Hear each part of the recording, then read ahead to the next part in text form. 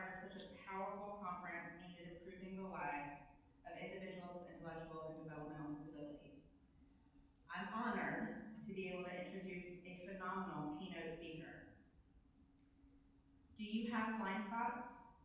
What if your biggest blind spot could become your greatest strength? Our speaker today knows about blind spots. His resulted in brain surgery. It changed him so much that he wrote the book entitled, Sometimes It Does Take a Brain Surgeon. He grew up on a tomato farm in Northwest Ohio as the youngest of 10 kids. A former IT salesman, Brian is now a speaker and author while working at the Ohio State School for the Blind. He has a clear focus to help others identify and move beyond their blind spots. You could say he's on a mission. Since his brain surgery in 2011, Brian has given a TED Talk, published a book, and run a half marathon, all as part of his effort to inspire others. Brian is here today to share ideas that will help us move beyond our own blind spots without the need for brain surgery. He loves people, but no, he's not winking. Please join me in welcoming Brian Wagner.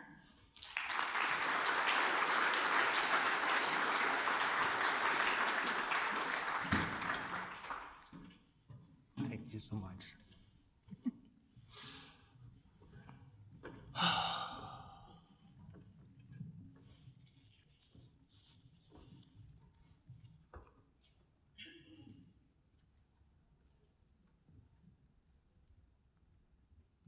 Can you wink? Some people I've learned can't wink. I, on the other hand, can't stop. If you would, make me feel at home and share a wink with me right now. I'm assuming you all winked, but I can't tell. So, I'm curious, and I think there's people online as well. So I want to know, what does a wink mean to you? If you would, shout it out. What does it mean to you when somebody winks at you? It's a joke? Anyone else? Hey, cutie. Hey, cutie. Thank you. I'm assuming you're talking to me. Yeah, so you have this ability to, I'm getting feedback, you get this ability to understand there's something else going on. So for me, winking is an awfully big treat. So if you would, just straight out share a wink with me. Now, share a wink with one of your table mates.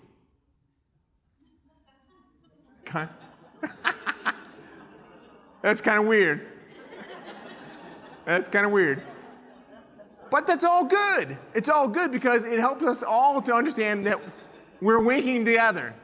And let's share a wink with others. I love that. Well, I can't tell you how much that means to me.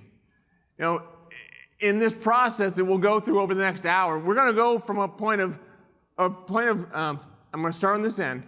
So this will be a point of blindness. So we start here with blindness. And then we go on to sight. And then finally, we will have vision. That's the process we're going to go through today.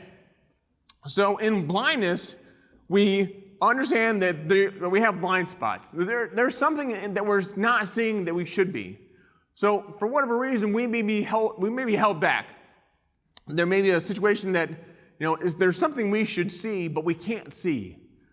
With blind spots, that's really what that is. It's something that's preventing you from seeing what you should be seeing.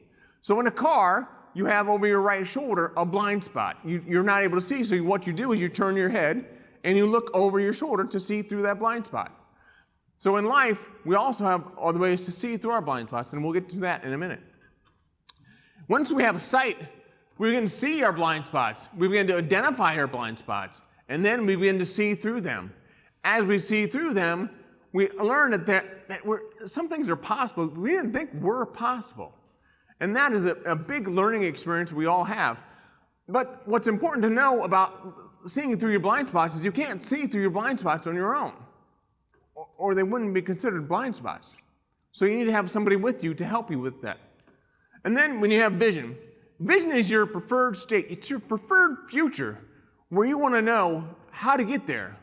Okay, so vision is one thing, but mission is another. Vision is where you're going. Mission is how you're going to get there. That's where we'll be going today.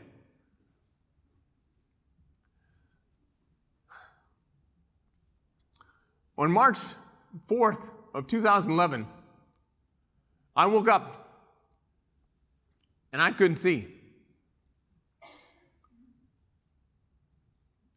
I stumbled my way to the restroom and I went to flip on the light switch. Nothing seemed to happen.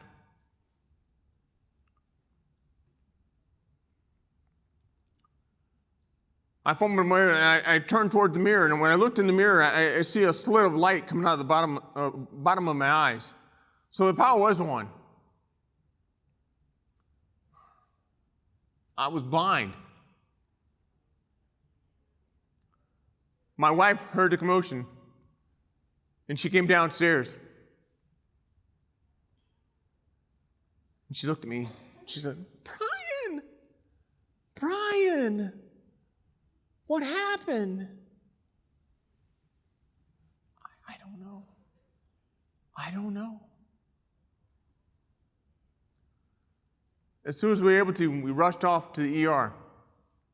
And at the ER, after hours and hours of waiting, and test after test, the doctor came into my room and said, Mr. Wagner, it appears as though one of the cab mouths in your brainstem has bled. It's putting pressure on the nerves that control your vision.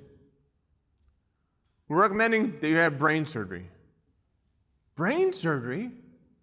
Wait a minute. They told me to never let someone operate on my brainstem. What's changed? The problems you have are only going to become worse and more frequent. Worse and more frequent. Worse and more frequent. Time out. Well, let me ask. What do you want to be when you grow up? Anyone? Just shout it out. What do you want to be when you grow up? A mom? Awesome. Who else? A teacher? Cool. Anyone else?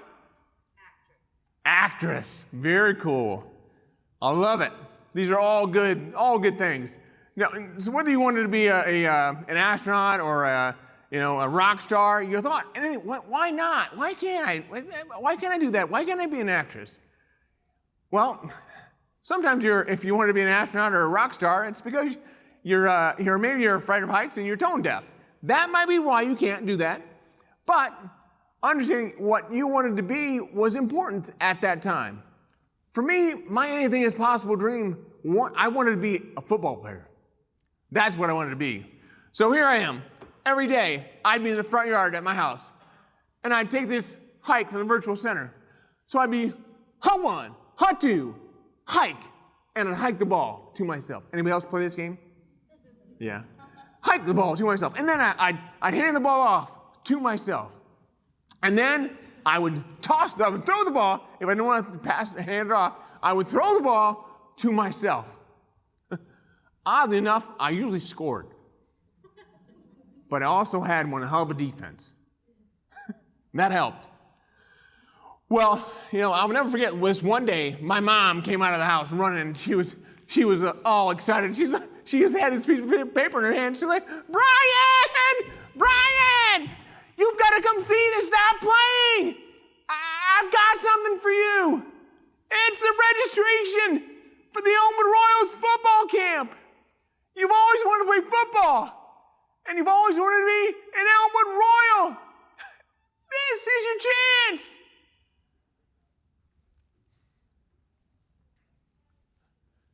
Mom was more excited than I was. But I was excited. I got to go play football with my friends. That's all I ever wanted to do, was to play football. I mean, we had plenty of time to do that. We went to football games where we actually would go and play football in the end zone or near the end zone while the team was playing. We would play under the bleachers if we could. We would do so much. I mean, we had a poster of Bart Starr hanging up on our wall of who we wanted to be when we grew up. You know, so for me, I also wanted to be Fran Tarkin or Terry Bradshaw. Those are old names, but those are names that I wanted to be when I grew up. Well, I went to that football camp, and on the first day of camp, and that was one thing, but the second and third day were great as well. But on that third day, I was blindsided. I didn't know what hit me. Well, they rushed me to the ER, and there at the ER, they determined that I had hydrocephalus. That's cephalus. I was 10. And so they put a shunt into my brain, or into my head, that drains excess cranial fluid from my brain. It's a shunt that I still have. And the shunt's been replaced a few times over the years. But I understood that the surgery had led to other implications. As I talked with the doctor came in the room one day, and he's like, "Mr. Wagner, I'm sorry, but your football career is over." Over? How could it be over? It hadn't even started yet. Over? Well, so that's when I had to learn. I had to learn my life is not going to turn out the way I'd planned. We all have that at times. Some of you that said actress or teacher, and maybe you're not a teacher, maybe you are a teacher. All those things that you said, and you haven't been able to get to them. Life changes, doesn't it? But that's not a bad thing. It's a good thing. Life is life. We all get a chance to lead it. Well, as I came back from the hospital, we went to my grandma's house. And there at my grandma's house, and this is my grandma and grandpa. And there at my grandma's house, you expect to get cookies and all kinds of good things. But there's also some times where you get winks of wisdom. So these winks of wisdom are also known as our secrets. These secrets that we have, you're going to hear a number of those during the course of this program. But those winks of wisdom are really valuable to us.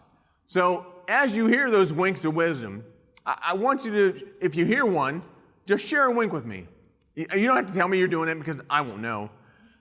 But just share the wink with me. And then, really, I mean, the idea is for you to have at least one time during this program where you wink with me. Now, I really hope that you wink so much you get an eye cramp. But I've learned how to manage my own expectations. Because life is going to turn out different than I planned. So that's the first thing that Grandma said to me. Because I went in and I said, "Grandma, I'm really upset. I'm not going to be able to play football." And she said, "Brian, life is going to turn out different than you planned. Always be open to reimagine your life. Just be open to reimagine your life and find what makes you unique. And then use that uniqueness to make someone else's life better." So that's what I do every day.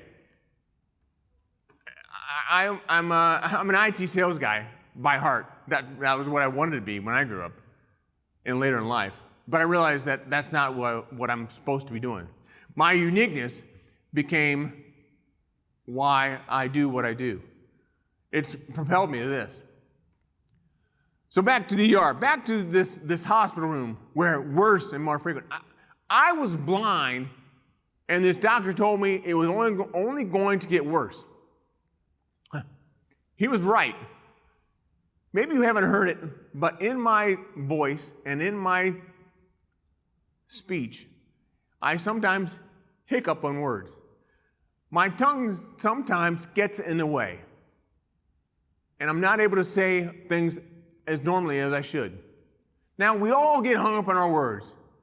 but I have a doctor's note for mine. What do you have? Well, it's important to know that this speech impediment has, again, it's been another thing that's propelled me to what I am and what I do today.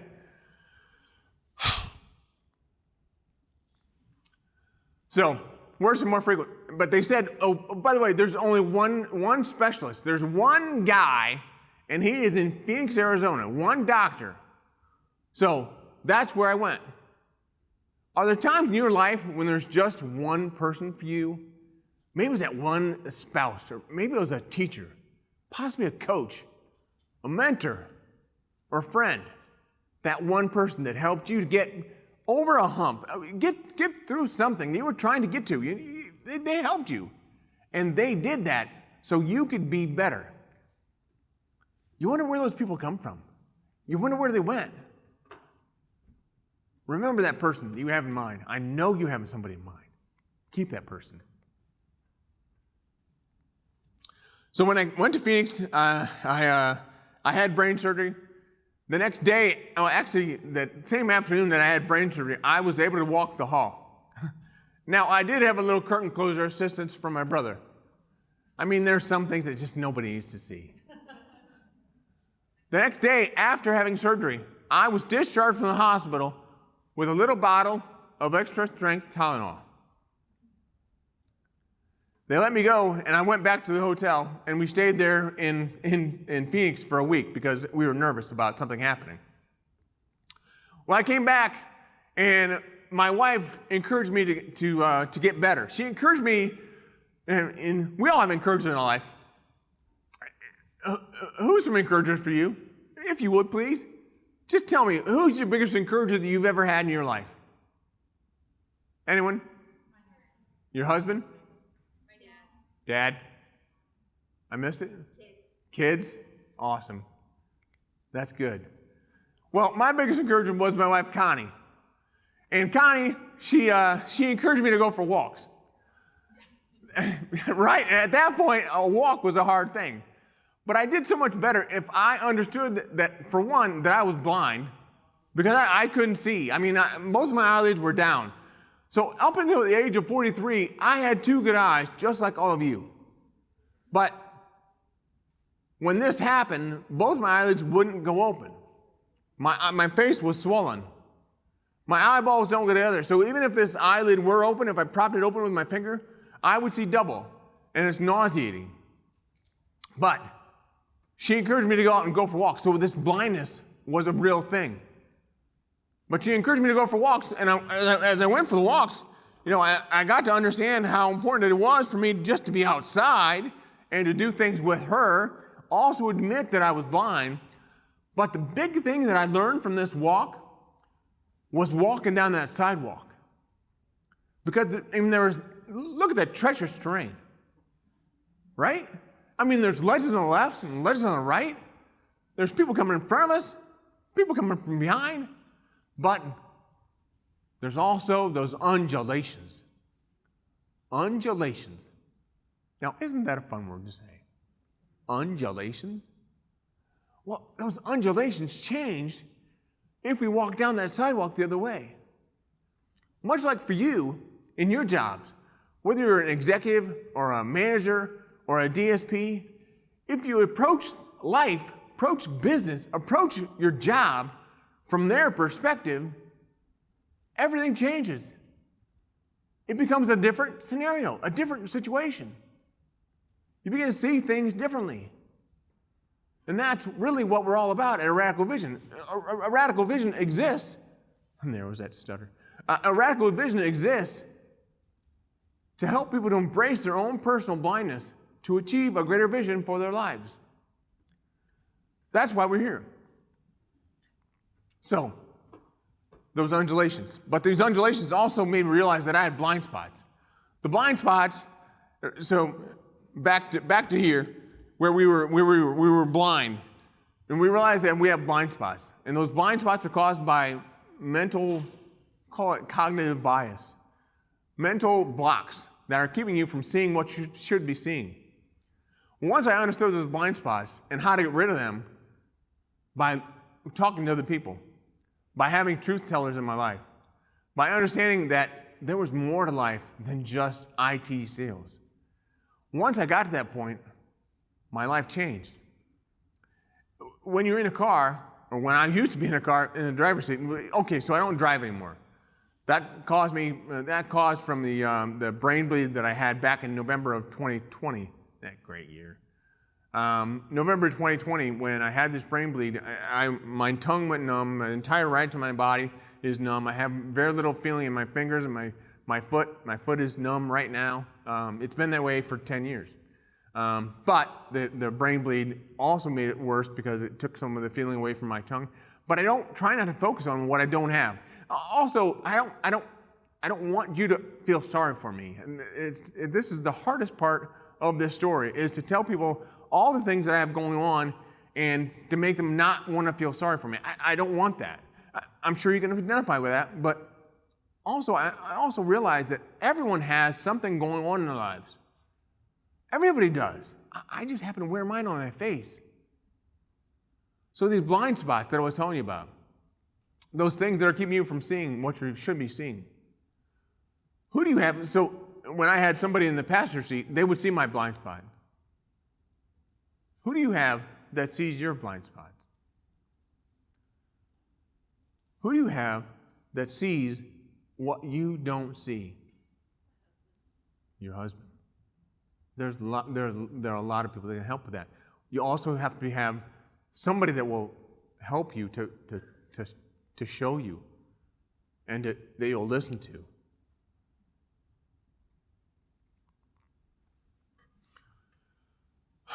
So growing up the youngest of 10 kids, I got a lot of nicknames. They used to call me Burns. I don't know why. My older, 4 years older brother, so I'm the youngest of 10 kids, like I said, or like Amy said. But they call me Burns. Kids at school, they call me Wiggy, or they call me Wags. They call me Wiggle Butt. I don't know why. I don't know, something about recess. I'm not sure. Anyway, so, I got a lot of nicknames. But recently, I've got a new nickname. And this new nickname happened when I was at a restaurant with my wife, and they sat us at the table, and the server came over. She was very nice, and she really wanted to help us because obviously everyone is short-staffed.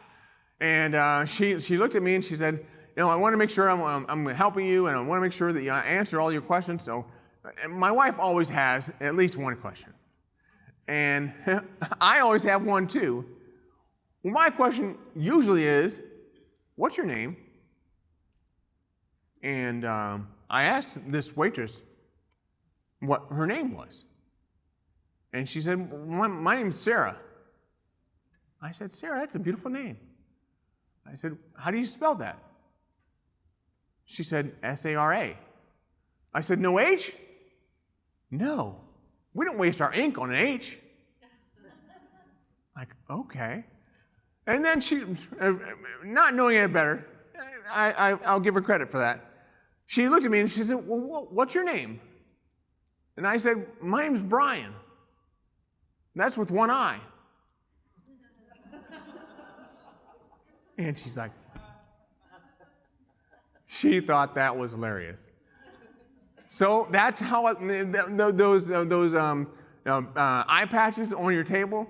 If you have one on your table, that's great. If you want to put one of those on, I would love to have you put on an eye patch and come and take a picture with me after the show or after this program. But I want you all to understand how important it is to see things a little bit of the way I do, a little glimpse of how I see things. So that's why I've become Brian with one eye. That's who I am. And it's been great. So, this vision that I have, and so we've gone from blindness, and once we had sight, so if you would, in blindness, we need to have awareness. And then in sight, once we have sight, we have the acceptance. So acceptance really came when I was able to understand who I was. So I'm Brian with one eye.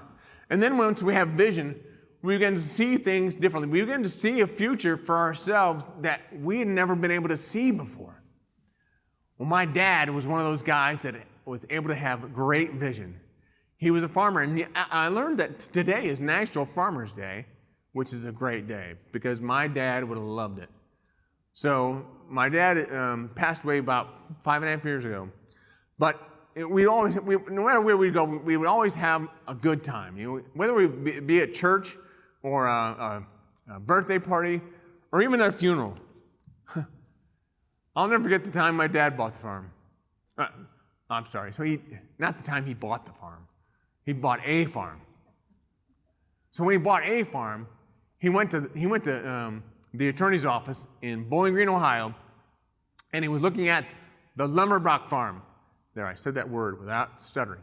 So the Lumberbrock farm was a big farm, 150 acres, where he had seen how his idea of using that land would work. And he talked to my mom about it and had a great conversation with her about me being able to use the barns and being able to use the house. And then there was just ditches and the woods that was on the farm. He would be able to use all of that acreage. He had a great vision. So when he went to that attorney's office for the silent auction, he really said he went to just listen in.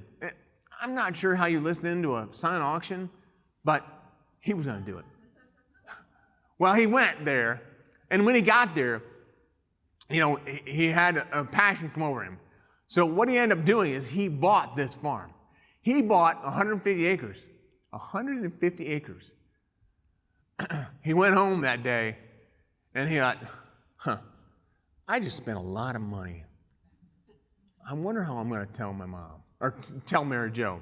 Mary Jo is my mom. And I'll never forget my mom sitting in the utility room. She was sitting there on a 5-gallon bucket. She's like, Wally! Wally! How are we ever going to pay this back? How are we ever going to pay this back? That's right. My dad's name is Wally Wagner. I was almost Wade Wendell Wagner. I would have been the original WWW. But Brian Edward is who I am. She didn't realize I was going to be Brian with one eye.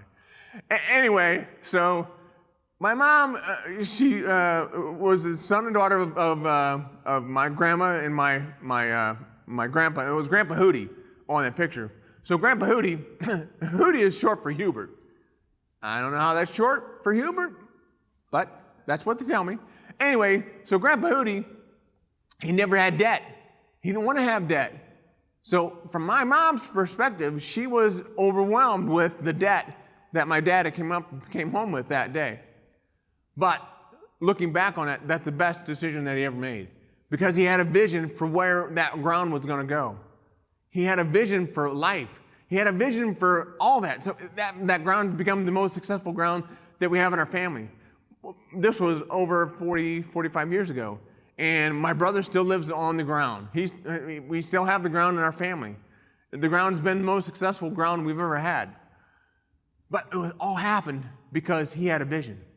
That can happen for you too. Taking that step, that optimism that my dad had, that optimism, I used to call it oblivious optimism, but it was too hard to say. So I started to call it unbridled optimism. But that was too hard to say, so I just called it optimism. So my dad's positivity really allowed for that to happen because he had a vision. Anyway, so I told you I had an encourager. So here's my wife, Connie, with my our three kids. And that's, in the front is Jess, and then the back left is my youngest son, Colin, and on the back right is my oldest son, Grant. They give me so much encouragement. Much like someone else here said, you get encouragement from your kids. Well, after this picture, I was feeling a little depressed. And we have these pictures taken every Christmas time, but I was a little melancholy. And they said, well, Dad, what's wrong? And I said, well, I'm the only one winking in this picture. And they were nice enough about it, and they said, well, Dad, next year, could we wink with you? And I said, sure, that'd be great. So they did it. The next year, they winked with me. Now, some of them are better winkers than others. But I'm not going to point out the ones that don't wink as well. I'm not going to name any names, Jessica. But understanding that really kind of is where all this started. This new movement we have, called Winking with Wagner. We all get together and we wink. So at conferences, I'll be with someone and I'll wink with him and he'll wink with me. So when we wink, we begin to understand how important it is to know what makes you unique. So I know what makes me unique. And what makes me unique is not falling off this platform right now. So I'm not going to do that. So anyway, understanding what makes you unique, I know what makes me unique. What makes me unique is my willingness to share my story with other people, to have a lasting impact on lives. So that's what makes me unique. Not many people do what I do every day.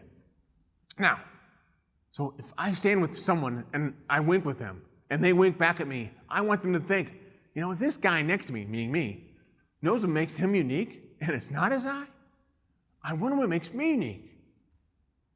That changes everything. So I went to my mom's house one day, and it was for Mother's Day, and I took her favorite blizzard, her favorite blizzard, Heath, by the way. And I said, Mom, could we take a picture together? She said, sure. Well, my sister Marlene was there, and Marlene took the picture. And afterwards, I looked at the picture that my mom had taken with me. And I said, Mom, what are you doing? She said, I'm winking. I thought that's what everyone was supposed to do. So even my mom, and she turned 92 on August 30th, even my mom gets into this Winking with Wagner. I love it. And that is really, really what it's all about. So having said that, and we've had other people wink with me. Now, the picture was of my friend Kathy Walters, who winked with me. She's an executive director here with Interhab, or with another organization, not Interhab.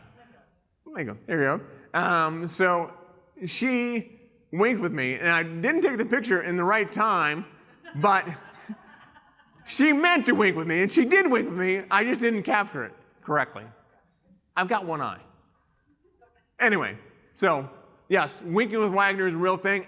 Anyone else that would love to do it or would like to do it, I would love to have you be a part of it. If it's okay with you, I'll post the pictures on Facebook. I have a Facebook page where I have hundreds and hundreds of these people that have winked with Wagner, and sometimes they haven't winked with Wagner, and they winked without Wagner. So that's all good.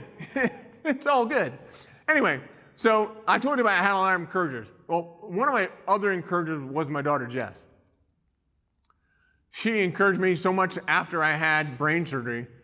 The Father's Day after brain surgery, she wrote me this letter. It's pretty special. And I'd like to share it with you.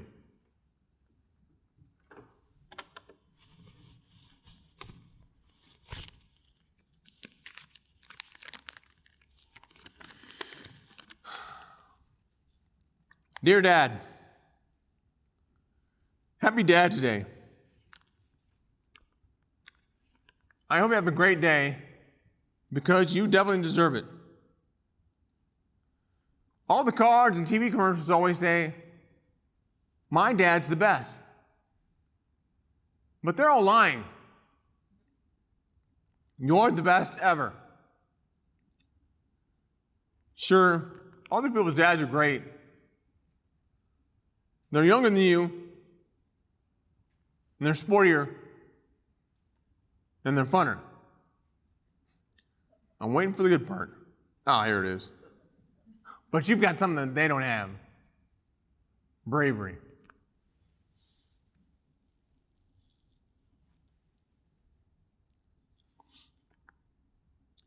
Even after everything you do, even after everything you go through, you still get out of bed in the morning. You still joke around and play with us and cook on the grill, even though you have half of one good eye. But you do more still.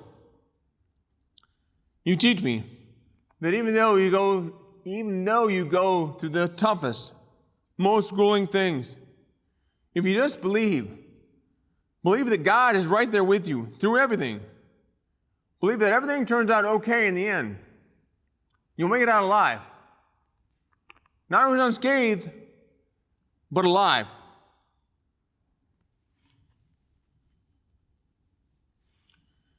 And give me that hope, that sense of belief. Well, I'd take that over a dad with two good eyes any day. Love, love, love, love, love, love, love, Jess.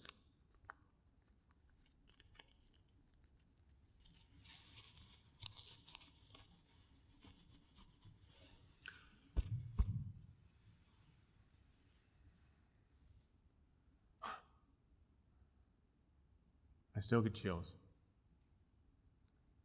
When's the last time you received a letter like that? I got a better question. When's the last time you wrote a letter like that? That's what this is all about. So many of you are encouragers. So many of you are encouragers, you just don't know it. So many of you have that one. Remember that one in mind? That one person? That one person that helped you? We always think of how we want to thank them. We always think of how much they've meant to us. And maybe we tell them, maybe we do tell them that. But they don't always have it in writing. Once you have something in writing like that, everything changes. Your whole life will change. But you're going to change that person's life if you write them that letter. Now, I always hear Brian, I always have the want to do that letter. I always have the need. I know I need to do that letter, but I just don't have time. Or sometimes something comes up, and I can't focus on it. Guess what? You're all here. You're all a captive audience. So we're going to write that letter today, right now. No one's going anywhere.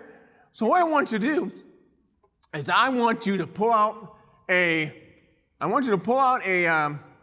piece of, not a piece of paper, an iPad, a telephone, a phone, mobile phone, and start to write a letter. Now put in the subject line, or in the to line, put a Q. That way it doesn't get sent automatically. And then you'll have the rest of the body of that email to write that letter. Write that letter to tell that person what you think. Now remember my daughter. She opened my eyes. She did what no doctor could ever do. She opened my eyes to who I was by writing that letter. She told me who I was. She told me to stop comparing myself to other people. You know, other people's dads are great. But you've got something that they don't have. Tell that person what they have. I'm going to be quiet now. I'm going to give you 3 minutes, and then we're going to come back. So write that letter.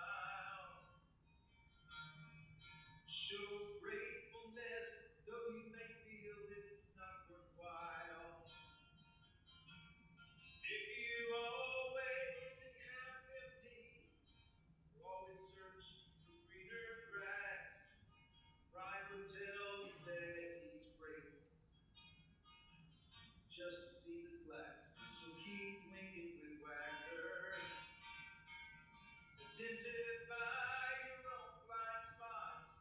Making with Wagner. Making the best of what we got. Making with Wagner. Means enduring the pain we all go through. Keep winking with Wagner. 'Cause he's got his good eye on you. Keep winking with Wagner. 'Cause he's got his good eye on you. Awesome. Thank you. Thank you for doing that. If you didn't finish the letter, you can finish it during the rest of this speech. I promise, we won't be keeping you long. But I encourage you to think about other people that you have in mind. Other people you have that you want to write that letter to, and write that letter to them. Now, so this all has allowed me to find my true calling. My true calling is to become a speaker. My dad was the one that loved to hear speakers. He loved to hear guys like Jerry Clower. That was his favorite speaker of all. He told great stories. My dad would laugh and laugh and laugh. And when I actually spoke for the first time at my high school graduation, my dad got tears in his eyes. After that, two of my nephews had spoke at their high school graduation, and my dad would always have tears in his eyes. So my dad is the reason why I'm doing what I'm doing. He was one of my big inspirations for me to become a speaker. So this is where you have to understand that awareness you have. That awareness will become a lever for you to be able to help other people, to help and to encourage other people, to be that for someone. Where's that note at? Doctor's note. Anyways, so having that awareness will help you to serve other people. And then your weakness will become your uniqueness. If your uniqueness becomes your lever is your weakness. So much like some might say my weakness is this. My weakness is having a cavernous malformation in my brainstem that bleeds from time to time. It causes me to have some different issues that I'm not expecting. But your weakness can be the same thing. So from an employee perspective, when you include employees, when you include them in what you're doing, you include people that normally wouldn't include in different topics, different conversations, that will make them more engaged. So and that's another thing we talk a little bit about with employee retention and engagement, is that now if you wanted to stay connected with me, you can go to any of these Facebook or Instagram, LinkedIn, and go to Radical Vision, and you'll find I have different information there. So that's where I do a lot of my connections with people. If you ever want to do anything like that, please reach out from that perspective. You can also find me through my book. I have some of my book here as well. If there's anyone that ever wants to purchase one, you can certainly do that online. If you want to have more of the patches, let me know. Send me an email at brian@radicalvision.com, and I'll certainly get to that to you as well. So that's a large part of what I do. But if you would this is another part of the program which I really don't go into too much, the WINK acronym. And the WINK really stands for what's important to you, being intentional with what's important to you, and then is a new way of thinking, a new way of looking at life. But then the K is for kinesthetic, and that's the WINK acronym. Now, so understand what the biggest item is that you faced in your life. What is the biggest item? Think about that real quick. And then understand what you did to overcome that or to accept that. Now, how can you leverage that? That's really where this is going, is to understand how you can leverage that.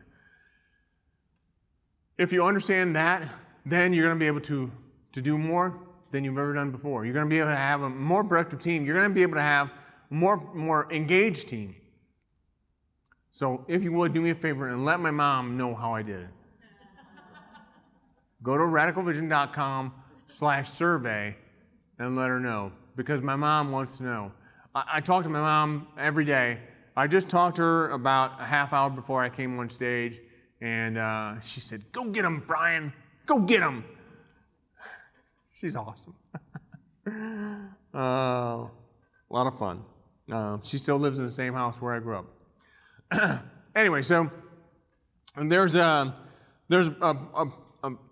part of the story that we talked about, and that's where I work at the Ohio School for the Blind.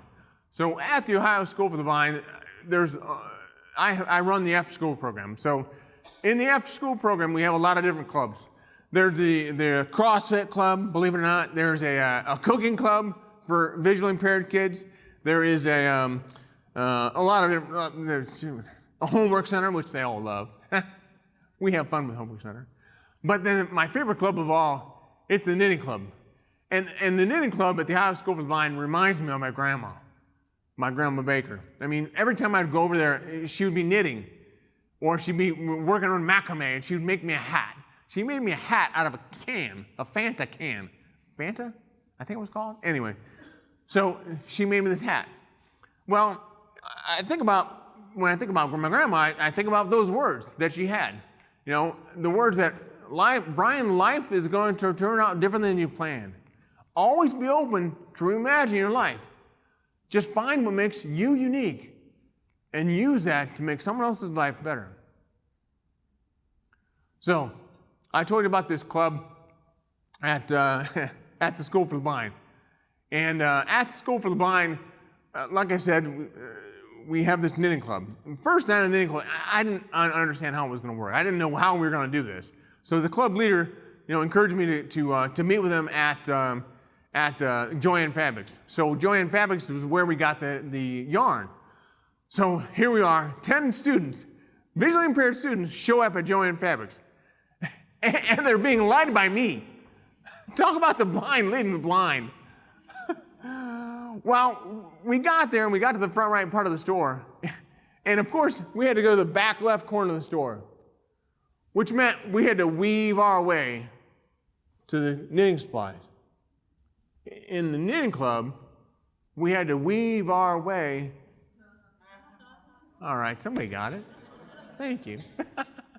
Well, we got there, and I was amazed that the kids wanted to have a certain color of yarn. Why did it matter?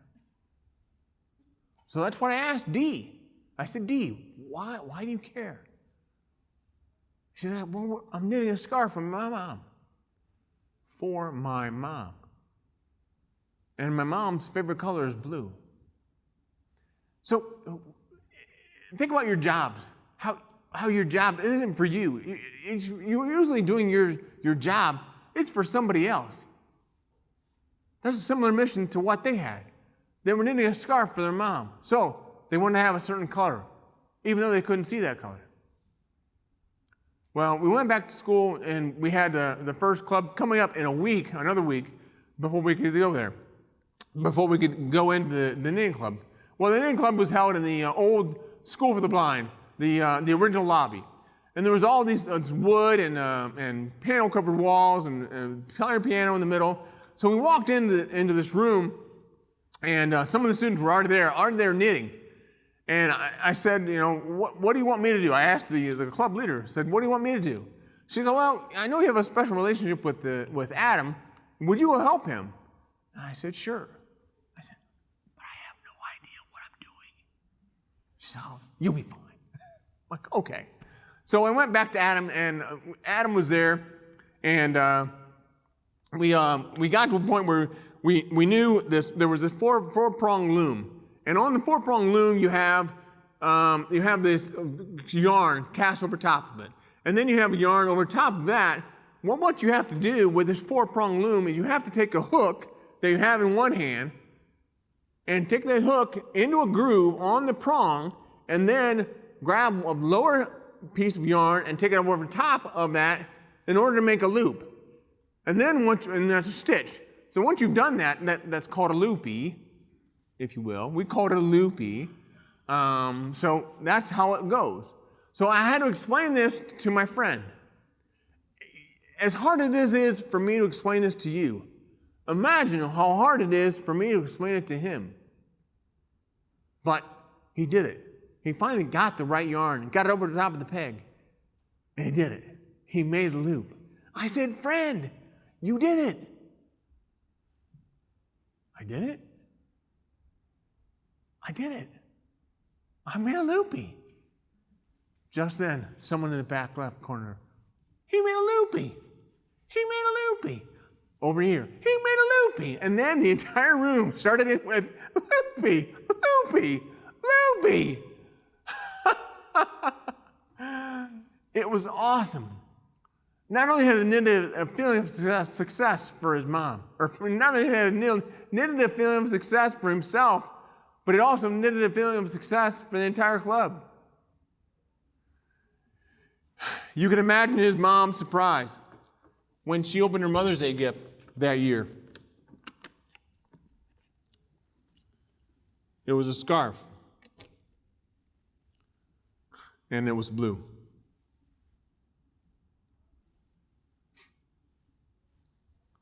I have to get that back to Adam. That's how all of our lives go, with what we do, and how important it is to understand how those little stitches make a big difference. Now, I have another scarf that I've gotten that shows all those little stitches, but they are more tight. And they're more tight, and they really bring together everything we do. What you do makes a difference. All those little stitches make a difference. Whether you're all blue or not, they make a difference. You're doing a great job. I love what you do. I love the fact that Interhab has brought you here and your companies have brought you here to be a part of this. I love this. And I'm so proud of you for doing what you do. Doing what you do every day.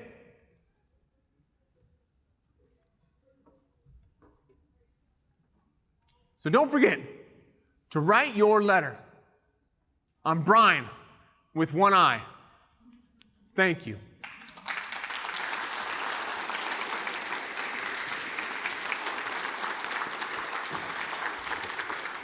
Brian, thank you. Thank you, Matt. Thank you. Thank you, Brian.